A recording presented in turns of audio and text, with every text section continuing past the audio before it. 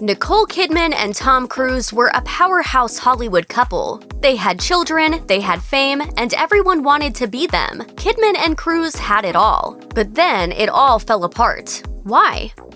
Tom Cruise and Nicole Kidman's relationship started in 1989, where they connected through Hollywood. Kidman was a rising star, fresh from a string of Australian films and miniseries which had won her increasing accolades and attention in her country. It was during a viewing of the 1989 Australian film Dead Calm that Cruise first set eyes on Kidman, according to Vanity Fair.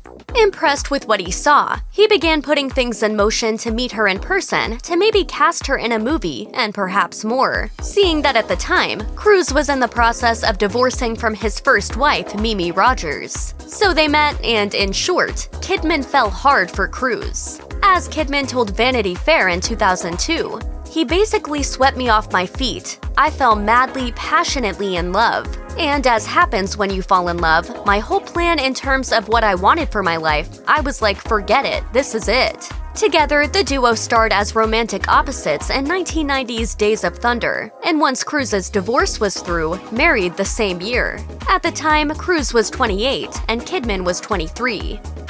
In what should have seemed inevitable from the very beginning, fractures in the marriage started to occur over a very specific ideological split. Tom Cruise was and remains a Scientologist, and Nicole Kidman was not, and seemingly had no intention of ever becoming one.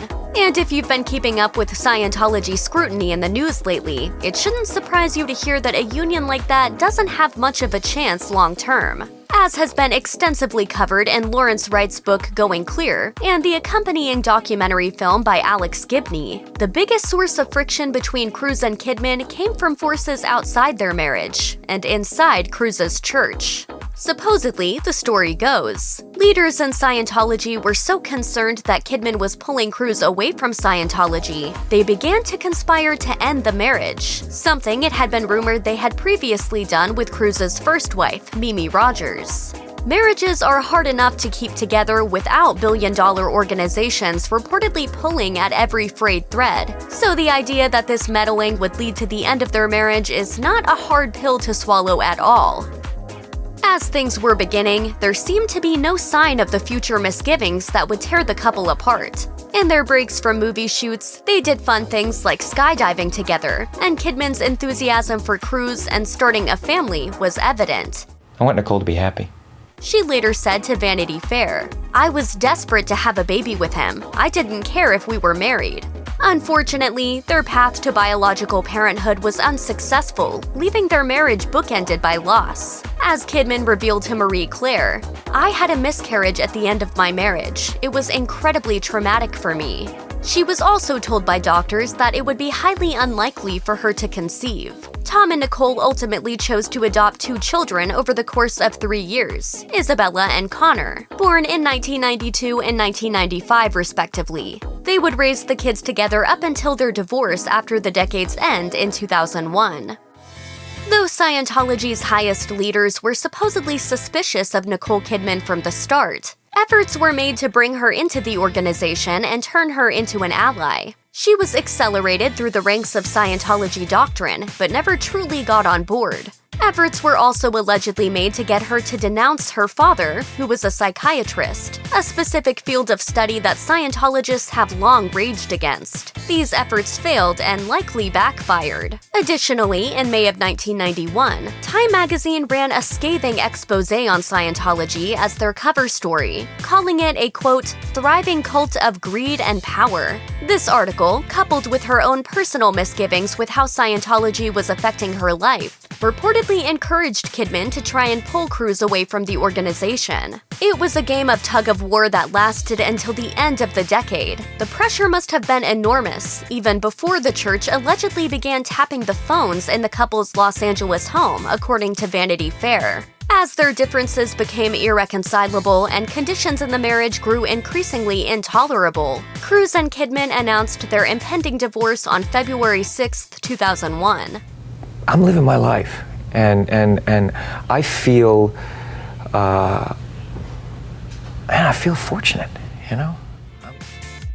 For years, Nicole Kidman's relationship with her children remained estranged. Isabella Cruz grew up and got married without inviting her mother, even though they were in the same city at the time. Neither child attended their grandfather's funeral, the Daily Mail reported. In another article, the Daily Mail said they referred to Katie Holmes as Mom starting in 2006, and seemingly didn't talk about their real mother at all. Former Scientologist and actor Leah Remini shared an anecdote from this time period in her new book about an incident immediately after the 2006 wedding of Tom Cruise to Holmes. Sharing a ride to the airport, Leah asked the kids about their mother and if they still saw her a lot. Bella surprised Leah with the ferocity of her answer, reportedly saying, "Not if I have a choice. Our mom is a SP." And just in case you need that translated, it means suppressive person, which is a term the church defines as someone who will goof up or vilify any effort to help anybody, and particularly knife with violence anything calculated to make human beings more powerful or more intelligent.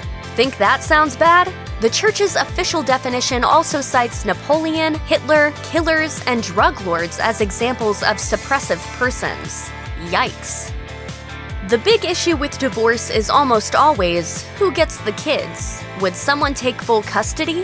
Would Tom Cruise and Nicole Kidman happily co-parent their preteens? They did for a time, according to the Daily Mail, but as Kidman's fame rose and she took more demanding jobs, the kids spent more and more time with their father while seeing their mother less and less. They began to be homeschooled by Cruise's sisters, with a Scientology-focused educational regimen, and one summer went to a Scientology-focused summer camp instead of spending it with Kidman. By 2005, they were effectively living with Cruise full-time, and by choice. As Kidman told the Australian magazine Who in 2018, her children with Cruise are adults who, quote, make their own decisions. Though she hasn't spoken much about their decision to largely stay with their father while growing up, Kidman did say, "They have made choices to be Scientologists, and as a mother, it's my job to love them. I know 150% that I would give up my life for my children because it's what my purpose is." In August 2016, it was reported that Nicole finally met her daughter's husband, nearly a year after the two married.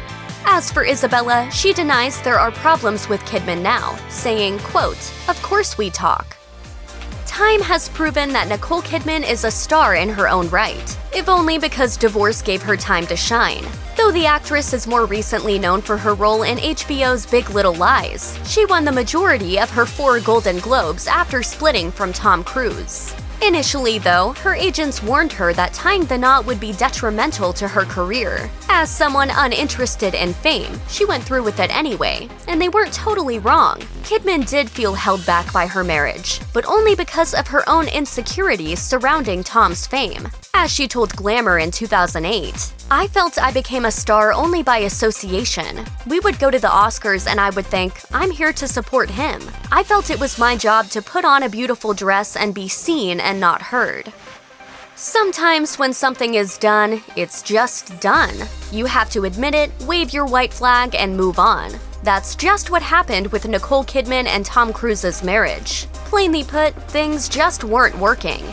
In a 2011 interview with Marie Claire, Kidman opened up about the real reason behind her divorce with Cruise, saying, quote, "I think it ran its course." Still, the Hour star also admitted to being utterly distraught in the aftermath of the divorce. Kidman ultimately threw herself into work and spent the next 6 years alone, but it's something she had to do in order to grow. As she told Glamour in 2008, "I had to find my own identity and my own reason for being here, and it couldn't be because of another person." Of course, Keith Urban was the light at the end of that tunnel. The pair tied the knot in 2006. Just because Nicole Kidman and Tom Cruise didn't work out doesn't mean their marriage was a failure. Kidman, at least, seemingly has no regrets. Rather, she really cherishes the time that she spent with the Top Gun star. In an interview with Elle, Kidman looked back fondly on the ill-fated union, even though she managed to find a, quote, more evolved love with Keith Urban. Kidman said in the interview, "I want to be really careful with that because I don't want to take away from 11 years with that man that were really important. Really, for our kids, they were amidst a lot of love. It wasn't bad, and now we're amidst a more evolved love." Tom really supported me, and I'm so grateful to him for that. Nicole also admitted that, despite the unfortunate outcome, she'd marry Tom again in a heartbeat. Check out one of our newest videos right here. Plus, even more Nicki Swift videos about your favorite celebrity couples are coming soon. Subscribe to our YouTube channel and hit the bell so you don't miss a single one.